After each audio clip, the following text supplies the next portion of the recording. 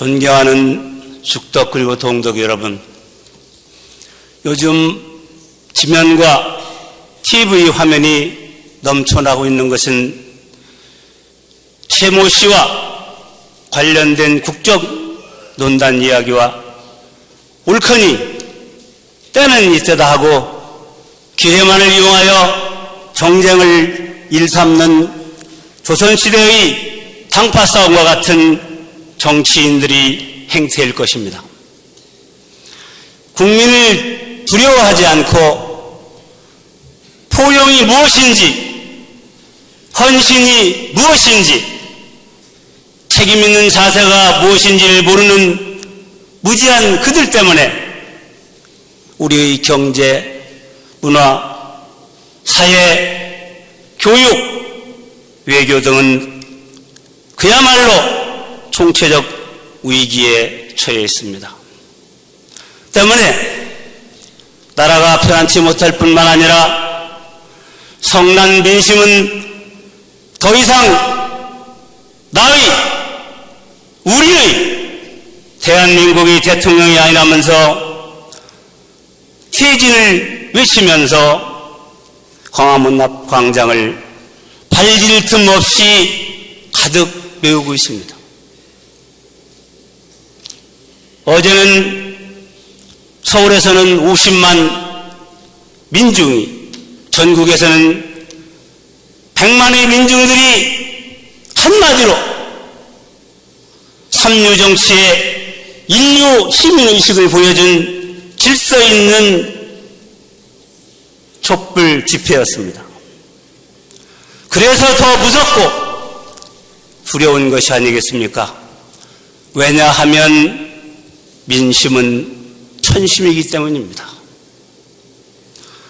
지난달 10월 23일 예년보다 빠르게 첫서리가 내렸습니다. 노랗게 물들어가던 교정의 15그루의 은행나무 잎들이 미처 고운 자태를 뽐내지도 못하고 한순간에 우수수 떨어지고 말았습니다. 이 모습을 보면서 성사님께서 이념을 이력설에서 하신 말씀이 문득 생각이 났습니다. 무섭게 죽이는 가을바람이 쌀쌀하고 쓸쓸하게 서쪽으로부터 동쪽에 불어오니 우거졌던 푸른 초목이 아무리 현재의 모양을 아직 보존하고 있지만은 하룻밤 지나면 산에 가득 차 누렇게 떨어지는 가련한 서리 맞은 잎뿐이리니 이제 이 유영의 개벽을 다하여 정신상으로 무영의 개벽을 하지 않으면 천하로 옷을 입고 우주로 집을 삼고 사해로 밭을 가는 그 사람이라도 한 번 가지에서 떨어지면 문득 적막한 서리 맞은 잎과 같이 될 것이니 이것이 사람과 물건이 개벽하는 때이니라 라고 섬뜩하신 말씀을 하셨습니다. 한마디로 유영의 개벽을 할 때에는 정신상으로 무영의 개벽을 하지 않고서는 특수한 재주와 기술이 있다고 하더라도 살 수 없다고 말씀하신 것입니다. 그러면 지금 그 시기가 도래한 것일까요? 저는 무섭고 두려운 마음에 가던 발걸음을 멈추고 잠시 생각에 잠겼었습니다. 소리 맞은 잎이 되지 않으려면 어떻게 해야 하지? 선생님께서 하신 말씀을 또 살펴보았습니다. 천하 일반 생각이 전혀 한 몸에 있으니 앞의 물결이 겨우시면 뒤의 물결이 일어난다는 이 생각이 어느 때 없어질 것이냐. 이것을 끊으려고 불가능의 심력을 공연히 허비치 말고 다만 내 속에 어떤 내가 있어 불신동정하는 것을 가르치고 시키는가 하는 생각을 이 일마다 생각하여 오래도록 습성을 지니면 성품과 두 가지의 어느 것이 주체요, 어느 것이 객체인 것과 어느 것이 중하고 어느 것이 경한 것을 스스로 깨닫게 될 것이니 이 깨달음이 곧 육신을 개벽하는 것이니라 라고 그 방법을 명확하게 말씀하셨습니다. 지금은 만물이 결실을 맺는 가을과 같고 하루가 저물어가는 저녁과 같은 시기라고 생각합니다. 그러므로 물질은 극도로 복잡해졌고 공기는 몹시 부패되어 개벽될 시기가 도래했다는 생각이 들었습니다. 이런 때에 어떻게 사람들만이 홀로 편안하게 살 수 있겠습니까? 사람도 시운에 따라 육신관념을 성령으로 개벽하여 정신을 개벽지 않고서는 살 수가 없다고 말씀하신 것입니다. 이처럼 성상님께서는 명확하고 혼미하고 혼탁한 세상을 맑고 깨끗하고 편안하게 살아가는 방법을 말씀해 주셨는데도 우매한 사람들은 깨닫지 못하고 어렵고 힘든 시기를 자초하게 되었다는 생각이 들었습니다. 내 속에 어떤 내가 있어 불신종종하는 것을 가르치고 시키겠습니까? 바로 내유신령 하느님이 아니시겠습니까? 그 내유신령 하느님을 내 몸에 모시고 있음을 알지 못하여 공경하고 정성 들이지 못하면 물론 무섭고 두려운 마음을 갖지 못하기 때문에 각자 의심으로 오늘과 같은 험한 세상이 되지 않았나 하는 생각을 하였습니다. 그래서 오늘 설교 말씀은 도수다편에 나오는 말씀 중 경외지심을 그 주제로 경외지심으로 이 난국을 극복하자는 말씀을 드리면서 함께 생각하는 시간을 가져볼까 합니다. 먼저 경전을 통한 스승님들이 가르침을 살펴보고 하나님에 대한 경외지심이 발현되게 되려면 먼저 해야 할 일과 하나님에 대한 경외지심을 갖지 못하면 어떤 일이 생기는지를 제가 경험한 사례 그리고 정리하는 순서로 말씀을 드리겠습니다. 대신사께서는 도덕가에서 아동방 현인달사 도덕군자 이름 하나 무지한 세상 사람 아는 바 천지라도 경외지심 없었으니 아는 것이 무엇이며 천상의 상제님이 옥경대에 계시다고 보는 듯이 말을 하니 음양이치 고사하고 허무지설 아닐런가 라고 정성 어린 말씀을 하셨습니다. 세상에 많은 사람들이 글을 읽고 또 배워서 하는 것이 많은 것 같고 자기 스스로 많이 안다고 자처하지만 궁극적으로 그 근본이 무엇인지를 알지 못하기 때문에 아는 것이 허무한 일이라고 한탄하신 것이 아니겠습니까? 그리고 나의 근본이 내게 모신 하느님이라는 것을 모르기 때문에 하나님에 대한 공경심과 정성은 고사하고 무섭고 두려워하는 마음이 없어 오늘과 같은 어처구니 없는 죄를 지어 어지러운 세상이 되었다는 생각을 하게 되었습니다. 보덕 2년 11월에 대신사께서 관의 주목이 심하여 치중일을 드리고 방방곡곡 인심풍속을 살피기로 하고 용담을 떠나셨습니다. 10여일 만에 무주지방에 이르러 마을 서재를 찾아 머무르게 되셨는데 마을 사람들이 모여 앉아 이 세상에서 제일 무서운 것이 무엇이냐? 는 화두를 놓고 서로 이야기하고 있었습니다. 어떤 사람은 병이 무섭다. 또 어떤 사람은 흉년이 무섭다. 또 어떤 사람은 전쟁이 무섭다고 하다가 대신사께 이 세상에서 무엇이 제일 무섭다고 생각하느냐고 물었습니다. 대신사께서는 나는 무제지지가 제일 무섭다고 생각하고 하니까 다들 무제지지가 무엇이냐고 물었습니다. 대신사께서 무제지지, 즉 죄 없는 땅은 곧 마음이지요. 세상 사람들은 육체적인 죄는 삼가되 마음은 다른 사람이 모른다고 해서 아무렇게나 마음을 쓰지만은, 그러나 모든 죄는 마음이 육체를 움직여 죄를 짓게 하는 것이니까 마음이 제일 무섭지 않소? 이렇게 말씀하셨습니다. 군자들이 행실도 마음에서 결정되어 나타나게 되고,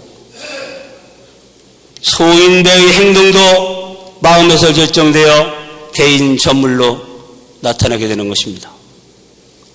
우리 각자의 마음에 하느님을 공경하고 두려워하는 마음으로 가득 차 있다면 절대로 남을 욕하고 남을 속이는 그런 옳지 않은 일은 하지 않을 것입니다.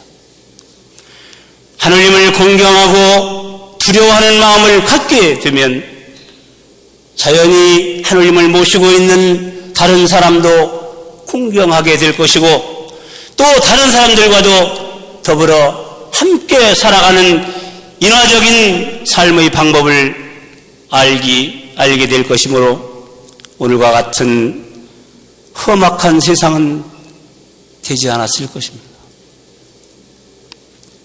그러므로 해월신사께서도 수심정리편에서 내 마음을 공경치 않는 것은 천지를 공경치 않는 것이요, 내 마음이 편안치 않은 것은 천지가 편안치 않은 것이니라. 내 마음을 공경치 아니하고 내 마음을 편안치 못하게 하는 것은 천지 부모에게 오래도록 순종치 않는 것이니 이는 불효한 일과 다름이 없느니라. 천지 부모의 뜻을 거스리는 것은 불효가 이에서 더 큰 것이 없으니 경계하고 삼가라. 사나운 범이 앞에 있고 긴 칼이 머리에 임하고 벼락이 내려도 무섭지 아니하나 오직 말 없고 소리 없는 하늘이 언제나 무섭고 두려운 것이니라. 사람이 다 사람으로 연유하여 생기는 화복은 당장에 보기 쉬우나 정상도 없고 말도 없는 하늘의 화복은 보기 어려운 것이니라 라고 가르침을 주셨습니다. 하느님을 지극히 공경하고 정성을 들이는 사람은 오직 말 없고 소리 없는 하늘이 언제나 무섭고 두렵다는 것을 알기 때문에 어찌 감히 나쁜 마음, 이치에 어긋나는 행동을 할 수 있겠습니까? 다음은 하느님에 대한 경외지심을 갖기 위해서 우리가 먼저 해야 할 일은 무엇일까 말씀드리겠습니다. 한 부부가 차에 기름을 넣기 위해 주유소에 들렸습니다. 주유소 직원은 기름을 넣는 동안 차의 앞유리를 닦아주고 기름이 다 들어갔다고 공손하게 말을 했습니다. 그런데 남편은 그 말을 듣지 않고 앞유리가 아직 더럽다며 한 번 더 닦아달라고 했습니다. 직원은 알겠다고 대답하며 다시 앞유리를 꼼꼼히 닦았습니다. 직원이 다시 다 닦았다고 말하자 남편은 짜증을 내며 당신은 유리 닦는 법을 잘 모르시나요? 한 번 더 닦아주세요 라고 말했습니다. 그때 아내가 갑자기 손을 내밀어 남편이 안경을 벗겼습니다. 그리고는 부드러운 손으로 렌즈를 닦아 다시 씌워주었습니다. 남편은 깨끗하게 잘 닦여진 유리창을 볼 수 있었습니다. 그제야 무엇이 잘못되었는지를 알고 나서 부끄러움에 어찌할 바를 몰라 했습니다. 누구나 마음에 안경을 쓰고 살아갑니다. 남을 탓하기에 앞서 내 마음의 안경이 혹시 얼룩진 안경, 색안경은 아닌지 확인해 보아야 합니다. 왜냐하면 붉은 안경을 쓴 사람은 온 세상이 붉게 보이고 푸른 안경을 쓴 사람에게는 온 세상이 푸르게 보이기 때문입니다. 경외지심은 저절로 발현되는 것일까요? 아닙니다. 앞 이야기에서 시사하듯이 먼저 해야 할 일이 있습니다. 내 안경의 색깔, 내 마음의 얼룩부터 지워야 합니다. 그래서 대신사께서 명명한 이 운수는 원한다고 이러하며 바란다고 이러할까? 아서라 너희 고동 아니 봐도 보는 듯다. 부자유친 있지만은 운수조차 일신인가? 형제일신 있지만은 운수조차 일신인가? 너희 역시 사람이면 남의 시도하는 법을 응당히 보지만은 어찌 그리 매몰한고? 지각 없는 이것들아 남의 시도 본을 받아 성지우성 공경해서 정심수신하였으라 라고 말씀하신 것입니다. 다음은 하느님에 대한 경외지심이 없게 되면 어떤 일이 생기는지를 제가 학교에서 경험한 실제 사례를 말씀드리겠습니다. 저희 학교에 근무하시는 선생님 중에 미국에서 박사학위를 6년 만에 받아오신 분이 한 분 계셨습니다. 그런데 건강이 좋지 않아서 일주일에 하루 이틀은 병원에 가서 진료를 받아야 했습니다. 같이 근무하는 학교장으로서 안타까운 마음이 들었습니다.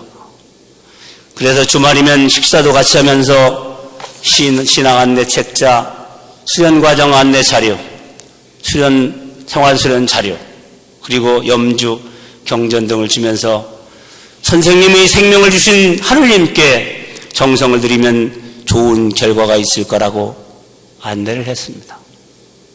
그리고 시간이 있을 때마다 우리가 태어난 근본에 대하여 이야기도 나누고 수련을 통해서 건강을 회복한 분들의 이야기도 해주었습니다. 그리고 가끔 저녁 식사 후엔 9시 기도식도 함께 봉양하면서 주문을 현송으로 하여 익히도록 하였습니다. 어느 날 저녁을 먹고 기도식을 하면서 주문을 한번 외우라고 하였습니다. 전혀 알지 못하는 것이었습니다. 저희는 많이 서운했지만 스승님께서 운수는 가까이라는 말씀을 떠올리면서 이 친구는 복이 없는가 보다 그렇게 생각했습니다.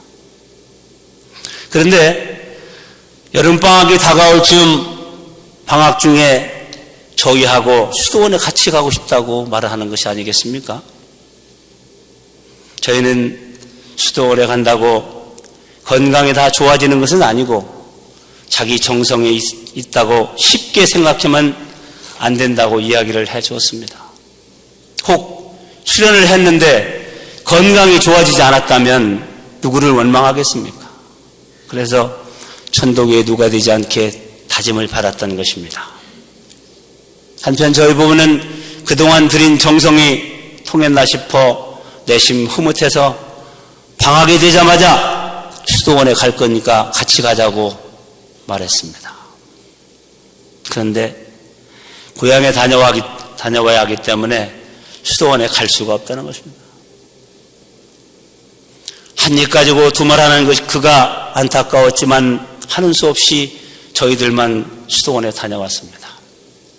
그런데 금년 8월 16일 말복날 오후 3시경에 그 선생님 방에서 불이 났습니다. 혼자 소화기로 불을 끄다가 안 되니까 119에 신고해서 소방관들이 와서 소화를 했는데 완전히 소실되었습니다.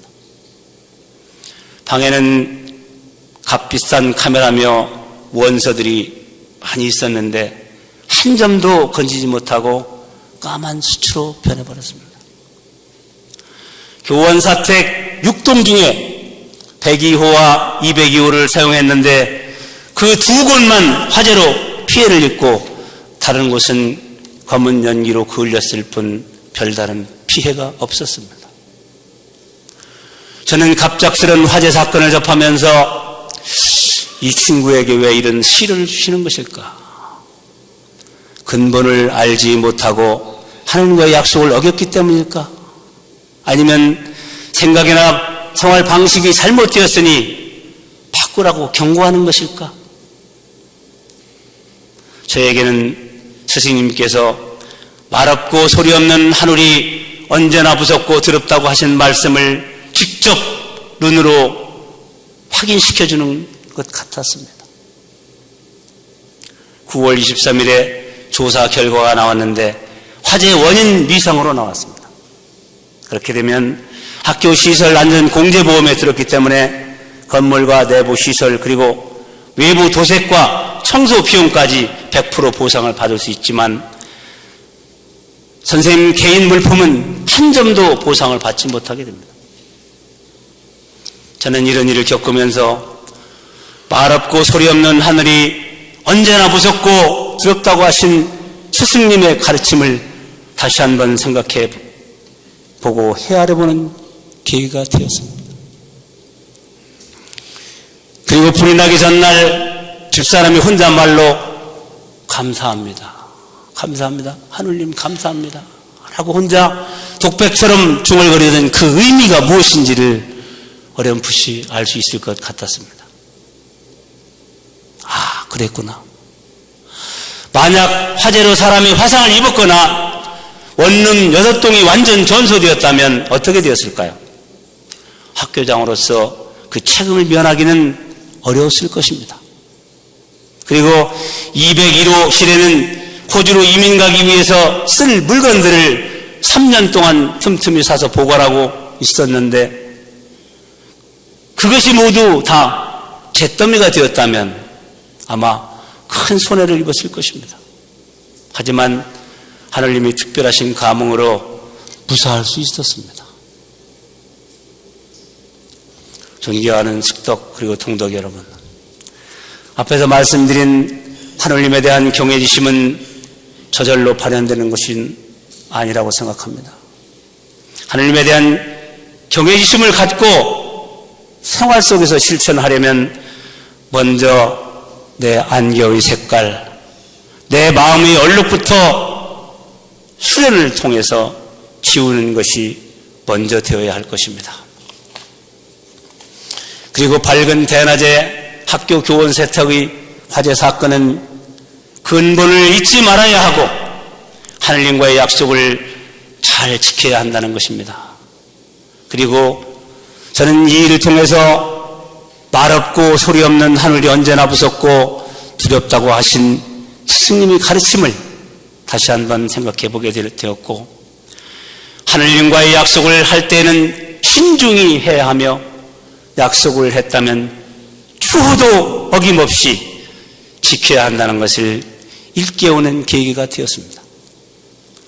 앞에서 말씀드린 것 외에도 사람이 크고 작은 모든 일이 제 마음대로 되는 것이 아닙니다. 하느님이 정해놓은 천명대로 되는 것이니 어찌 하늘이 무섭고 두렵지 않겠습니까? 그래서 스님께서 오직 말없고 소리 없는 하늘이 언제나 무섭다는 경외지심을 말씀하신 것이라 생각합니다. 따라서 우리들은 스승님의 가르침을 추호도 의심 말고 내 몸에 모신 내 신령 하느님을 무섭고 두려운 마음을 가지고 성지우성하여 이 어려운 난국을 극복하자는 말씀을 드립니다. 끝으로 성상님 법절 이념을 개벽설에 나오는 말씀 낭송하면서 제 말씀을 마치겠습니다. 개벽이란 부패한 것을 맑고 새롭게, 복잡한 것을 간단하고 깨끗하게 함을 말함이니, 천지 만물의 개벽은 공기로서 하고 인생 만사의 개벽은 정신으로서 하나니 너의 정신이 곧 천지의 공기이니라. 지금의 그대들은 가히 하지 못할 일을 생각지 말고 먼저 각자가 본래 있는 정신을 개벽하면 만사의 개벽은 그 다음 차례의 일이니라. 정신을 개벽하자 하면 먼저 스스로 높은 채 하는 마음을 모실 시자로 개벽하고, 스스로 높은 채 하는 마음을 개벽하자 하면 의심스럽고 두려운 마음을 청할 정자로 개벽하고, 의심스럽고 두려운 마음을 개벽하자 하면 아득하고 망령된 생각을 알지자로 개벽하고, 아득하고 망령된 생각을 개벽하자 하면 먼저 육신관념을 성령으로 개벽하라. 감사합니다.